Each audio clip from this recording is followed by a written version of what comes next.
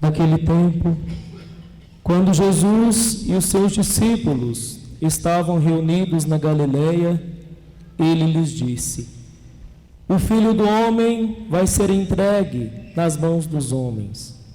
Eles o matarão, mas no terceiro dia ele ressuscitará. E os discípulos ficaram muito tristes. Quando chegaram a Cafarnaum, os cobradores do imposto do templo aproximaram-se de Pedro e perguntaram: O vosso mestre não paga o imposto do templo? Pedro respondeu: Sim, paga. Ao entrar em casa, Jesus adiantou-se e perguntou: Simão, que te parece? Os reis da terra cobram impostos ou taxas de quem? Dos filhos ou dos estranhos? Pedro respondeu: Dos estranhos. Então Jesus disse: Logo os filhos são livres. Mas para não escandalizar essa gente, vai ao mar, lança o anzol e abre a boca do primeiro peixe que tu pescares. Ali tu encontrarás uma moeda. Pega então a moeda e vai entregá-la a eles, por mim e por ti. Palavra da salvação. Glória a vós, Senhor.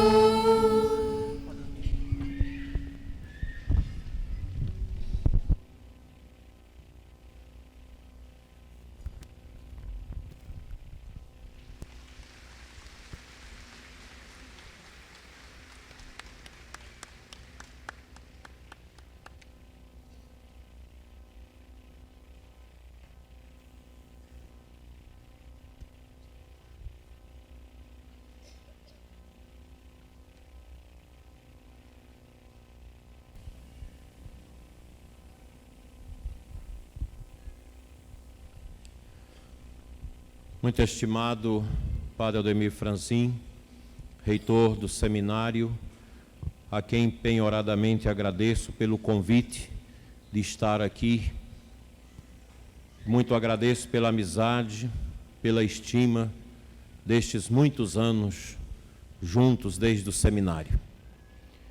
Muito estimados sacerdotes, especialmente os filhos sacerdotes da Diocese de Formosa que me acompanham nesta liturgia, demais sacerdotes, amigos e irmãos, diáconos, seminaristas, nossas queridas religiosas, que vêm também com os peregrinos de Nossa Senhora, também elas entregando os anseios de suas congregações, seus institutos, querido povo de Deus e internautas. A Romaria é um momento tão grandioso na nossa vida, que na teologia é chamado de inefável. Ou seja, nós não temos palavras para explicar o porquê estamos aqui. Por que tantos sacrifícios? Por que esta paz que nós vamos sentindo dentro do santuário, nas famílias? É um mistério. E nós devemos sempre ter esta palavra que os romeiros perpétuos sempre têm quando despede de Nossa Senhora: me dê a graça de voltar mais uma vez no ano que vem. E passa tão rápido. Parece ontem nós já estávamos aqui e já se foi um ano. E Nossa Senhora vai nos acompanhando e nos trazendo sempre ao seu colo, ao seu santuário. A Romaria do Muquem, quando vivida na fé, não como os pagãos que vêm para outras finalidades, que não são as do céu, mas do inferno, a eles nós devemos dirigir a nossa oração pela conversão deles. Mas para os que vêm pela fé, visitar Nossa Senhora através desta imagem já quase tricentenária, os que vêm para rezar o terço, cantar o ofício, confessar os seus pecados, participar da Santa Missa, ajudar os pobres, encontrar os irmãos, os amigos, que a gente se encontra sempre no Muquem, estes levam a bênção. A bênção nos acompanha. Na Romaria, nós devemos ser como os antigos judeus, os anauins, os pobres de Deus, que no Antigo Testamento, sobre o cajado dos patriarcas e dos profetas, caminhavam em busca do tempo do Messias.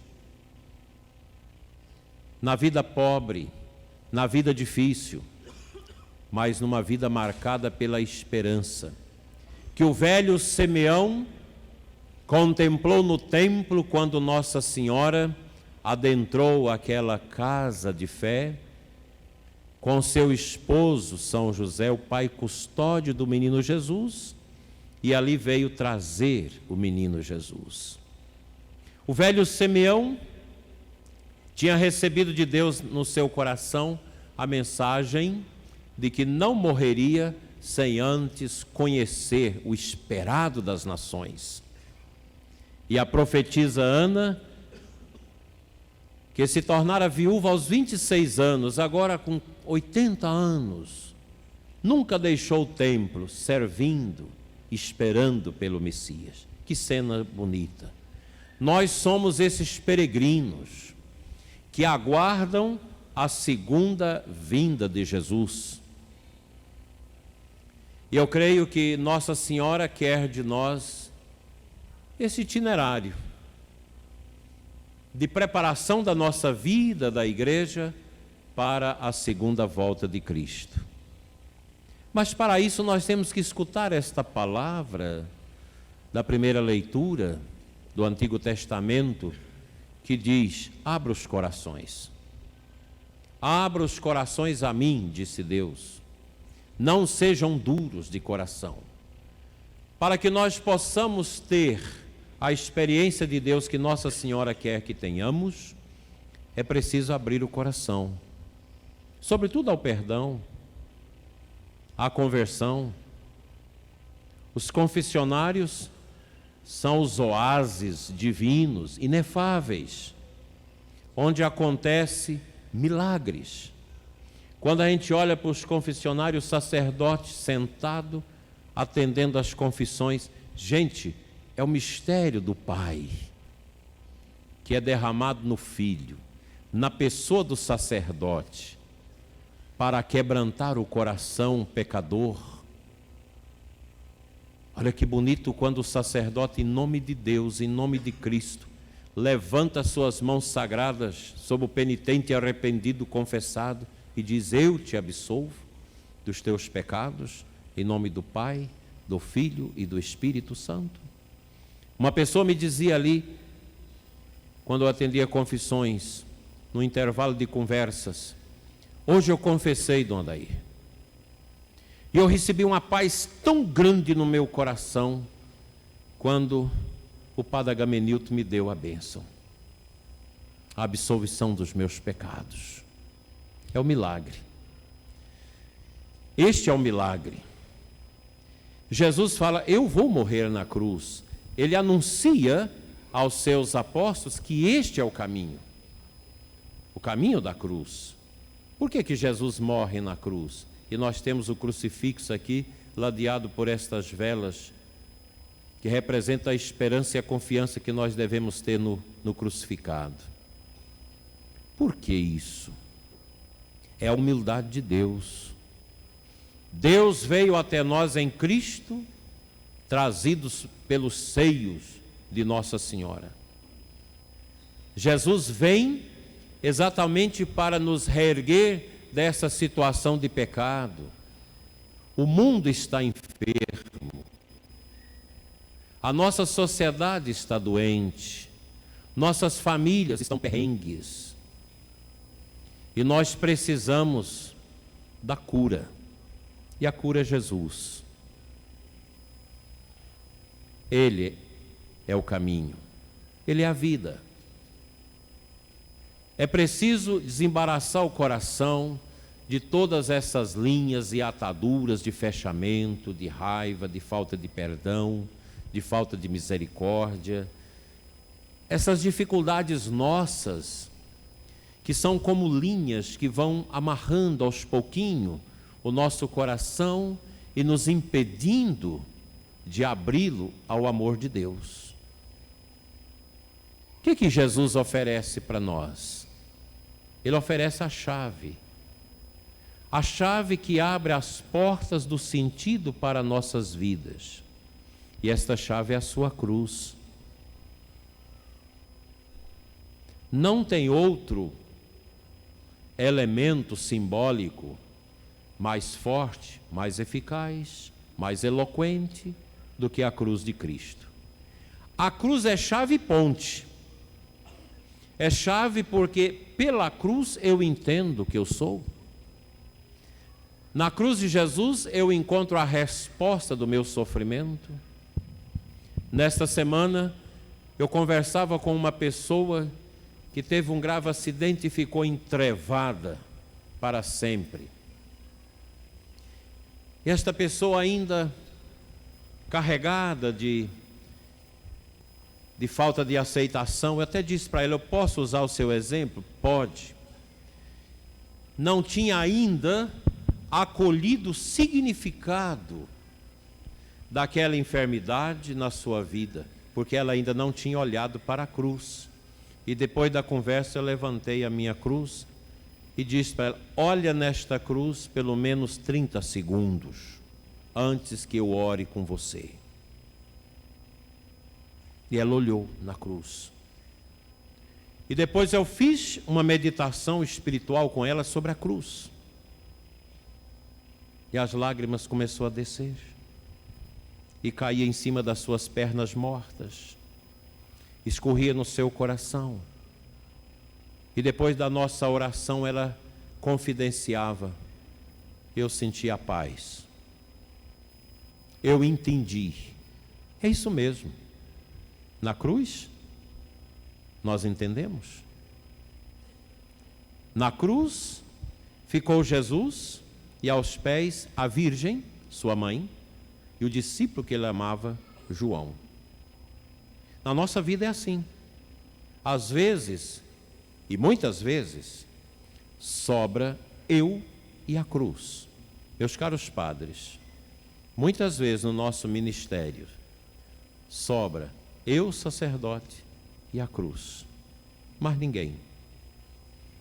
Quando nós entramos para a nossa casa paroquial sozinhos, o sacrário que está lá nos esperando, que a gente ora, que a gente entra para o quarto, às vezes naquele sofrimento, nos problemas, nas perseguições, sobra o padre e a cruz.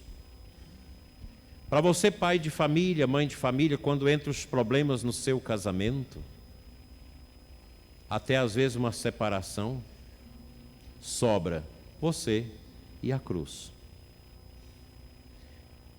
Quando você recebe a notícia do desemprego, ou de uma quebradeira econômica, ou de um filho que caiu nas drogas, no homossexualismo, na prostituição, e você não sabe o que fazer, sobra você e a cruz.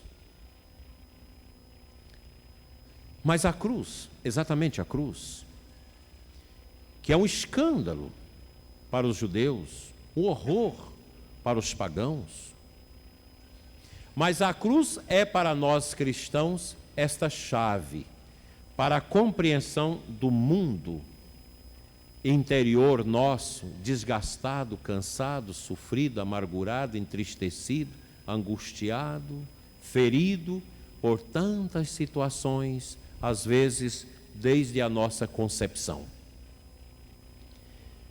A cruz é essa chave, mas ela é também a ponte que me faz atravessar o abismo do sofrimento que se abre à nossa frente por tantas situações, depressão, câncer. Outro dia em Guarani, nós fomos começar a missa com a bênção do mastro na casa dos festeiros. Lá estava seu Walter, com efizema cancerosa no pulmão por causa do cigarro. Um homem de Deus, na cadeira lá de rodas. E nós oramos, ele disse: bispo, eu quero ir à missa. Eu quero ir a pé. Foi a pé, o senhor não dá conta. Pediu o filho, bota no carro e leve para a missa. E naquele momento Deus falou no meu coração: será a última missa dele. E o filho levou com todo carinho. E na hora da comunhão ele levantou da cadeira, teve forças de andar com aquelas coisas no nariz, todos aqueles procedimentos. E ele veio e eu dei a comunhão para ele. Foi a comunhão mais bonita que ele teve. Logo 2 dias veio a óbito. Está com Deus. E eu dizia para a esposa: é a palavra mais difícil que a senhora vai escutar, a palavra viúva. Muito difícil essa palavra. E sempre nos velórios, quando tem a viúva, eu faço questão de dizer: minha filha, acolha esta palavra com amor. E só pode entender a palavra viúva quem olha para a cruz. A mulher santa de Deus, que perde o seu esposo, ela olha para a cruz e entende. O homem que perde a esposa e que sofre, ele olha para a cruz e entende. Os filhos olham para a cruz e entendem. Os pagãos se esganiçam, sofrem, blasfemam e xingam, porque não entendem o mistério da cruz, que é o mistério mais belo da nossa fé cristã. É esse mistério da cruz que vai dar para mim o sentido de ressurreição nos momentos das dores mais difíceis da nossa vida, das perdas mais complexas que nós tivermos. Mas como entender isso? Aqui eu me reporto a Nossa Senhora. A Virgem Maria é para nós modelo de simplicidade. E aqui eu lembro do livro de São Luís Maria de Grugnon de Montfort, o Tratado da Verdadeira Devoção a Nossa Senhora. Alguém já leu esse livro? Levante a mão. Muitas pessoas já leram.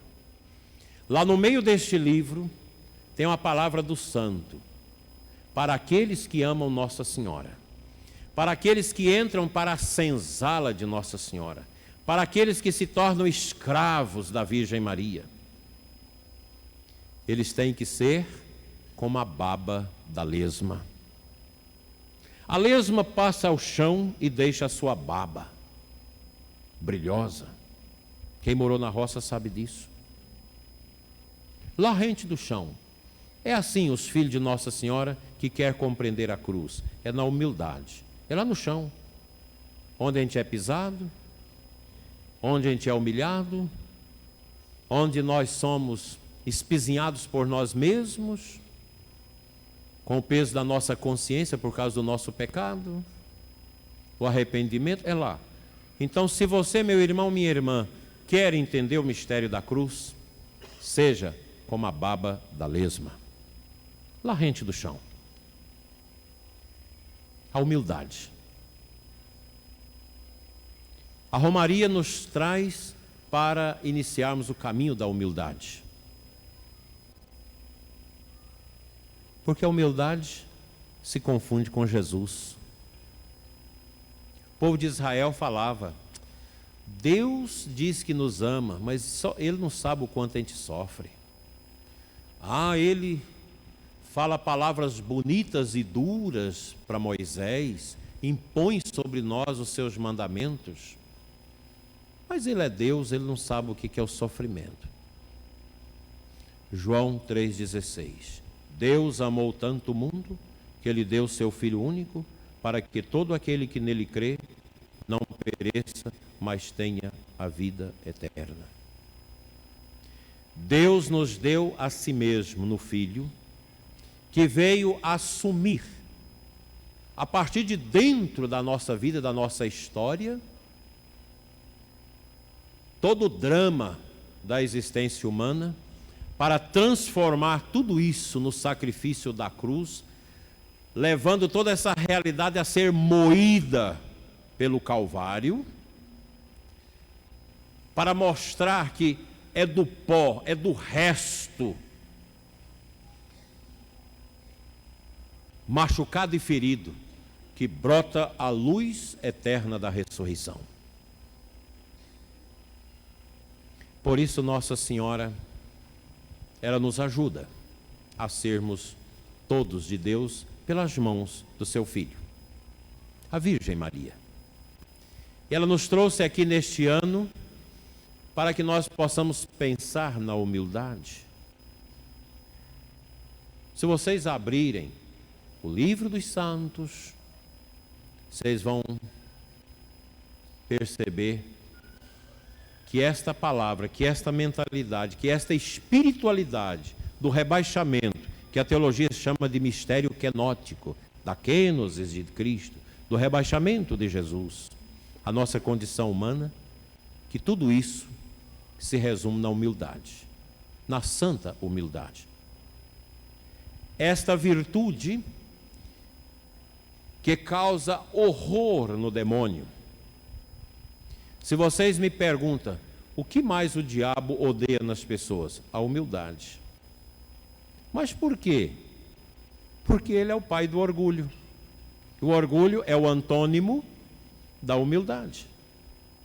É o contrário da humildade. Qual o pecado dos anjos? O orgulho.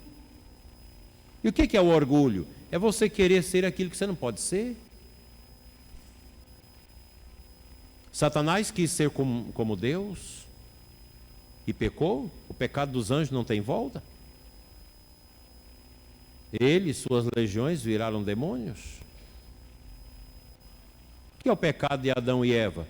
O pecado do orgulho, da soberba. Porque o diabo sopra-lhes uma palavra de miséria. Sabe? Porque ele falou para vocês não comer do fruto da árvore, do meio do jardim? Para vocês não serem iguais a ele, ou mais do que ele.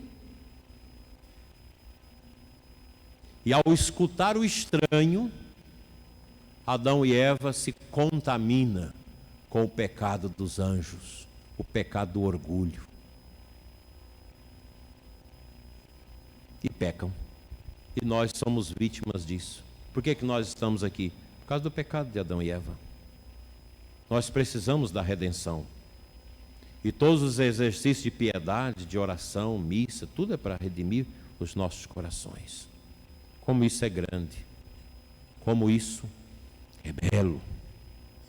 E nós precisamos agarrar-nos a esta grande virtude da humildade, que é a grande imitação que nós podemos fazer com Maria de Jesus, que é a humildade de Cristo.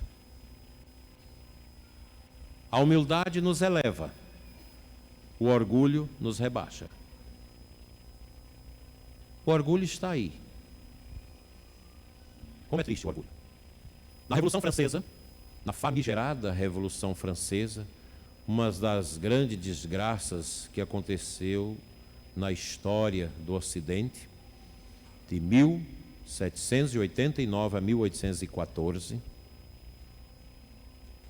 nós tivemos um mentor chamado Voltaire.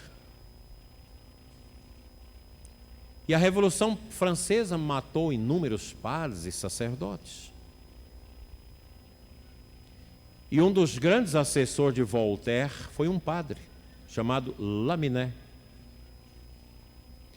que deixou o ministério para associar-se à Revolução Francesa para destruir o Ancien Régime, o regime antigo. E travaram aquela grande luta e dizia: nós queremos enforcar o último rei com a tripa do último padre. Imagina um padre que deixa o altar, que deixa o ministério para ser um pagão ao lado de um ateu que comandou teoricamente a Revolução Francesa. que matou milhares de sacerdotes e religiosas. Podemos lembrar aqui as 24 carmelitas de Copenhague, que foram objetos da última reflexão de João Paulo I no último Angelus Domini. Ele fez uma referência a essas irmãs, que lá no seu convento de silêncio receberam a soldadesca da revolução, que as prenderam. As irmãs todas de hábito foram jogadas dentro de um carroção puxado pelos cavalos aos solavancos para levar até a Praça da Bastilha para serem guilhotinadas, como foram. E no caminho as irmãs iam balançando dentro daquele transporte tão incômodo.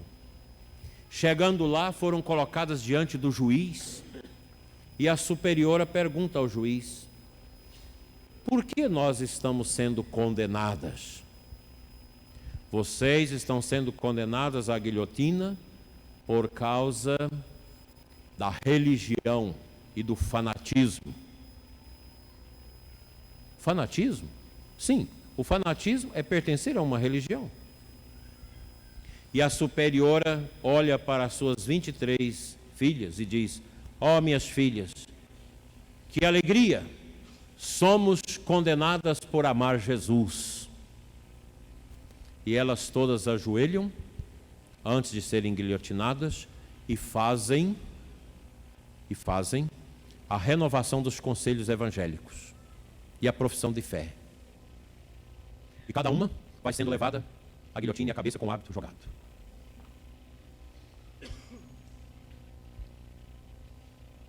Uma situação muito dura que marcou a vida da igreja na França. E a superiora foi a última a ter a cabeça cortada. E antes de ser guilhotinada, ela levanta os braços e diz: o amor vencerá. O amor vem da humildade. O amor vencerá. Passa a Revolução Francesa, toda aquela desgraça de sangue e miséria. Corre-se a notícia que o padre Laminé, ex-padre herético, apóstata, excomungado, está canceroso, esquálido, secando em cima de uma cama, a morrer, ao lado da sua Amásia. 2 sacerdotes que restaram, que foram colegas de Laminé, se encontraram e disse: quem sabe podemos salvar a vida deste irmão no último momento? Qual a alegria de um padre? Preparar uma pessoa, tirando-a do pecado para que ela possa entrar no céu. Essa é a função do padre. A missão do sacerdote é levar com Nossa Senhora as pessoas para o céu. E os padres rezaram e sentiram no coração que deveria ir lá. Não poderia furtar-se aquela omissão. E foram. Quando chegaram na casa, bateram a porta, abre-se a porta a Amásia, pergunta: o que queres? Nós queremos visitar Laminé. E ela: aguarde. Foi lá no quarto, pergunta o quase defunto. Ele disse: manda entrar. Os 2 sacerdotes chegaram, tocaram as suas mãos quase mortas, nem levantava mais, e começaram a conversar com ele. E Laminé olha para eles com aqueles olhos esbugalhados e fundos, com aquele rosto diabólico de quem cedeu às sanhas de Satanás, e diz: se vocês estão aqui pensando que vão me converter, eu quero dizer-lhes que eu sou muito importante para ter que pedir perdão a Deus. E os sacerdotes saíram sofridos, passaram no Santíssimo, fizeram uma oração de desagravo, e Laminé chafurdou no oceano mórbido, sujo, medonho da enchente do seu próprio orgulho.